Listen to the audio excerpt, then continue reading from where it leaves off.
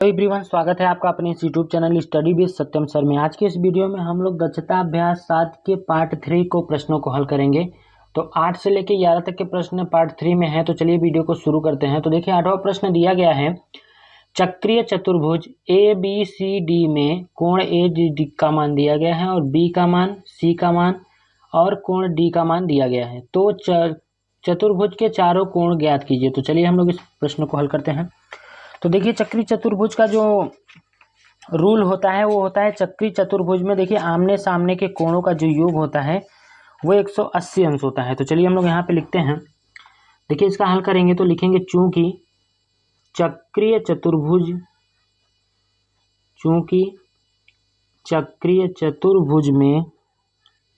चतुर्भुज के सम्मुख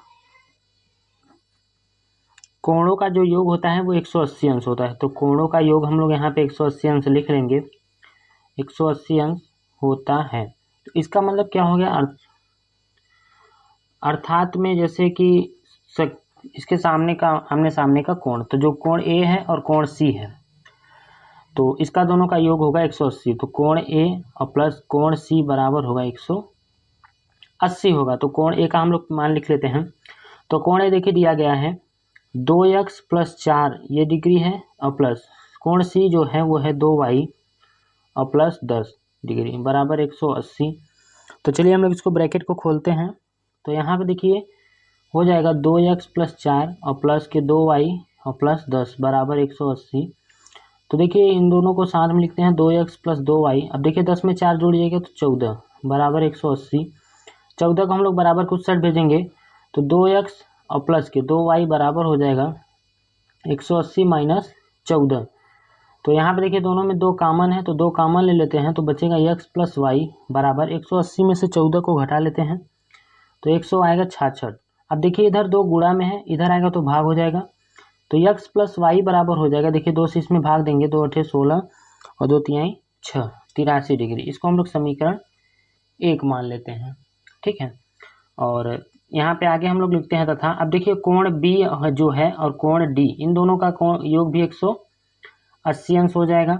तो चलिए हम लोग इसको आगे लिखते हैं। तो देखिए कोण बी का जो मान दिया गया है वो दिया गया है y + 3 और प्लस कोण डी का जो मान है वो है 4x - 5 बराबर 180 अंश होगा। तो आगे का चलिए यहाँ पे निकालते हैं। देखिए यहाँ पे 4x + y, इसको हम लोग लिख लेते हैं 4x + y। अब देखिए 5 में से 3 घट जाएगा तो आएगा -2 बराबर 180 आएगा। अब हम लोग इस 2 को बराबर कुछ साइड भेजते हैं तो ये हो जाएगा 4x + y बराबर, ये देखिए बराबर कुछ साइड जाएगा तो प्लस में हो जाएगा 180 + 2 हो जाएगा। तो 4x + y बराबर हो जाएगा 182। इसको हम लोग समीकरण नंबर 2 मान लेते हैं। तो यहाँ पे देखिए यह y यहाँ भी है और यहाँ y यहाँ भी है, तो हम लोग समीकरण 2 में से समीकरण 1 को घटा लेते हैं। तो चलिए हम लोग यहाँ पे लिखते हैं समीकरण 2 में से समीकरण 1 को घटाने पर, तो समीकरण 1 को हम लोग घटाएंगे यहाँ पे, तो लिखते हैं घटाने पर। तो समीकरण 2 देखिए दिया गया है 4x + y बराबर 182 और समीकरण 1 देखिए दिया गया है x + y बराबर 83 दिया गया है, ठीक है। तो चलिए इसको घटाते हैं। तो देखिए ये प्लस है माइनस, ये तीनों माइनस हो जाएंगे तो ये y से y कट जाएगा। तो यहाँ पे देखिए 4 में से 1 घट जाएगा तो आएगा 3x बराबर 182 में से हम लोग 83 को घटा लेते हैं। तो देखिए 182 में से 83 को हम लोग घटाएंगे तो आएगा 99। तो x बराबर आएगा 99/3। तो x का जो मान आएगा वो आएगा 33 अंश। तो चलिए हम लोग x का मान रख के समीकरण 1 में x का मान रख के y का मान निकालते हैं। तो हम लोग यहाँ पे आगे लिखेंगे। तो चलिए यहाँ पे पहले हम लोग y का मान निकाल लेते हैं।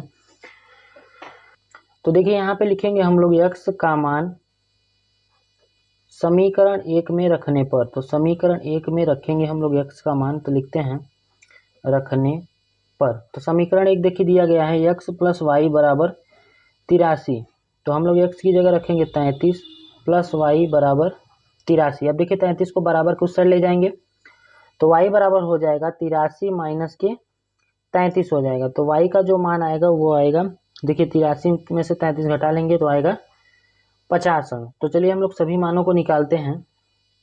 तो कोण ए का मान निकालते हैं, अर्थात 2x + 4 तो हम लोग यहाँ पे देखिए यक्स का मान जो आया है 33, तो 33 में 2 का गुणा करेंगे तो आएगा 66 और प्लस 4 बराबर, देखिए 66 में हम लोग 4 जोड़ेंगे तो ये हो जाएगा 70 डिग्री। चलिए कोण बी को ज्ञात करते हैं, तो कोण बी है y प्लस 3, तो y का मान देखिए दिया गया है 50, तो हम लोग यहाँ 50 में 3 जोड़ लेते हैं तो आएगा 53।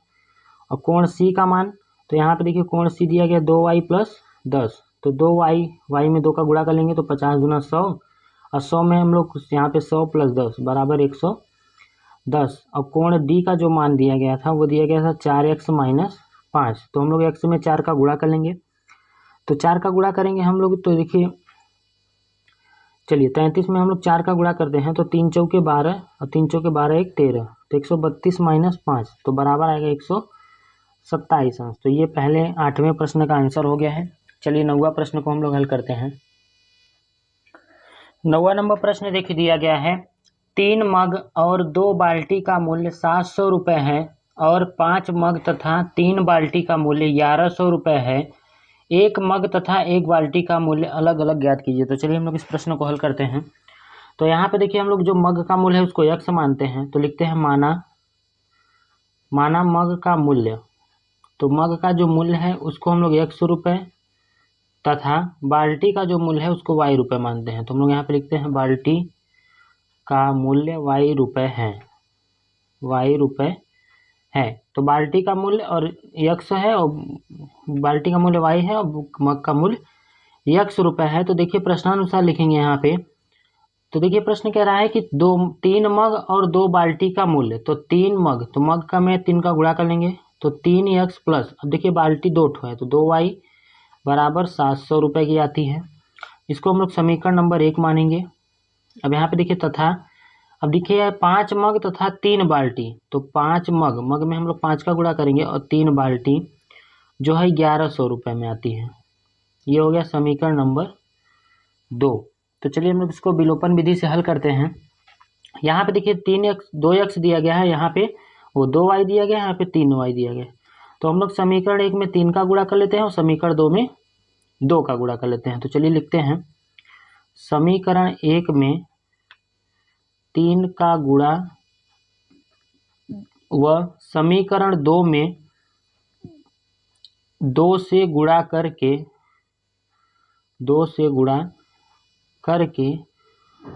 समीकरण 1 में से 2 को घटाने पर, तो 1 में से 2 को घटाएंगे, ठीक है। तो यहाँ पे हम लोग लिख लेते हैं घटाने पर।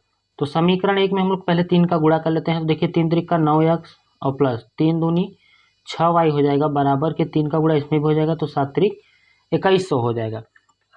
अब समीकरण 2 को लिखते हैं यहाँ पे, तो समीकरण 2 देखिए दिया गया, इसमें 2 का गुणा करेंगे तो 5 दूनी 10x हो जाएगा प्लस 3 दूनी 6y और बराबर 11 दूना जो है 2200 हो जाएगा, ठीक है। 2 का गुणा कर लिए, चलिए घटाते हैं, तो यहाँ देखिए माइनस हो जाएगा, ये भी माइनस और ये भी माइनस, तो देखिए 6y से 6y कट गया। अब 10 में से 9 घट जाएगा तो माइनस x बराबर आएगा, देखिए 2200 में 2100 घट जाएगा तो माइनस आएगा 100 रुपये, तो माइनस से माइनस कट गया, तो x का जो मान आया वो आया 100 रुपये। अब हम लोग x का जो मान है वो समीकरण 1 में रखते हैं, तो चलिए लिखते हैं x का मान समीकरण 1 में रखने पर, तो x का जो मान है उसको हम लोग समीकरण 1 में रख के y का मान निकालते हैं। तो समीकरण 1 देखिए दिया गया है 3x प्लस 2y बराबर 700, तो x की जगह हम लोग 100 रखेंगे, तो देखिए 3 गुणा में 100 और प्लस 2y बराबर 700 हो जाएगा। आगे प्लस यहाँ पे करते हैं, तो देखिए 3 में 100 का गुणा हो जाएगा, तो ये हो जाएगा 300 प्लस 2y बराबर 700 रुपये, तो 2y बराबर हो जाएगा 300 को 75 कर देंगे तो 700 माइनस 300, तो 2y जो मान आएगा देखिए 700 में 300 घटा देंगे तो 400 आएगा। y का हम लोग मान निकाल लेते हैं, तो 400/2 हो जाएगा, तो y का जो मान आएगा वो आएगा 200 रुपये। तो हम लोग यहाँ पे लिखते हैं अतः एक मग का मूल्य, एक मग का जो मूल्य है वो 100 रुपये है, तो x का जो मान आया है वो 100 रुपये है तथा एक बाल्टी का जो मूल्य है वो 200 रुपये है। तो हम लोग यहाँ पे लिखते हैं एक बाल्टी का मूल्य बराबर 200 रुपये, तो ये इसका आंसर हो गया। तो 9वां प्रश्न भी समाप्त हो गया है। चलिए 10वें प्रश्न को हम लोग हल करते हैं। 10वां नंबर प्रश्न देखिए दिया गया है इस समय ए की आयु बी की आयु से 2 गुनी है। 8 वर्ष बाद उनकी आयु 7:4 के अनुपात में हो जाएगी। इस समय प्रत्येक की आयु कितनी है? तो चलिए हम लोग इस प्रश्न को हल करते हैं। तो यहाँ पे देखिए, जो ए की आयु है वो बी की आयु से 2 गुनी है, तो हम लोग यहाँ पे पहले बी की आयु मान लेते हैं।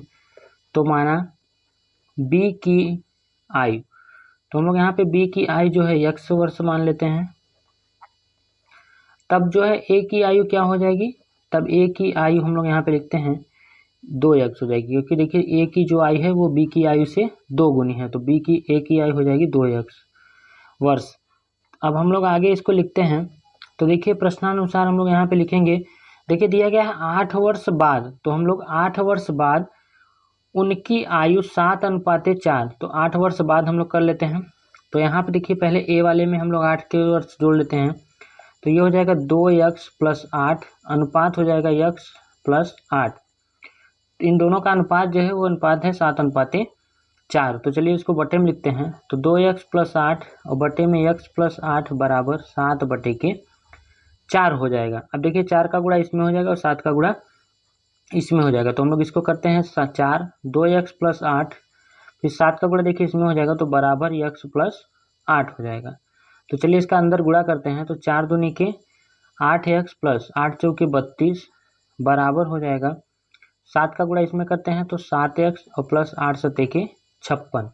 इसको हम लोग पक्षांतर करेंगे, तो 7 को उधर भेजते हैं और इसको इस साइड लाते हैं, तो ये हो जाएगा 8x - 7x बराबर 56 - 32। तो देखिए 32 इधर आएगा तो माइनस हो जाएगा। 8 में से 7 को हम लोग घटा लेते हैं, तो आएगा x बराबर आएगा 56 में से 32 को घटाएंगे तो 24 आएगा। तो हम लोग यहाँ पे लिखते हैं अतः ए की आयु, तो ए की जो आयु है वो देखिए दिया गया है 2x, तो 2 गुणा में x कर लेते हैं।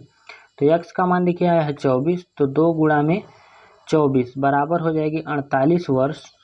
और यहाँ पे हम लोग लिखते हैं तथा b की जो आयु है उसको हम लोग ज्ञात करते हैं। तो b की आयु x माने थे, x का मान है 24 वर्ष, तो b की आयु हो जाएगी 24 वर्ष हो जाएगी। तो 10वां प्रश्न भी समाप्त हो गया है। चलिए 11वां प्रश्न हम लोग हल करते हैं। 11 नंबर प्रश्न देखिए दिया गया है, एक व्यक्ति ने कुल 35,000 की पूंजी का एक भाग 12% वार्षिक ब्याज की दर पर और शेष 14% वार्षिक ब्याज की दर पर उधार दिए। यदि उसे कुल वार्षिक ब्याज 4460 रुपये मिला हो तो अलग अलग कितना धन उधार दिए। तो चलिए हम लोग इस प्रश्न को हल करते हैं।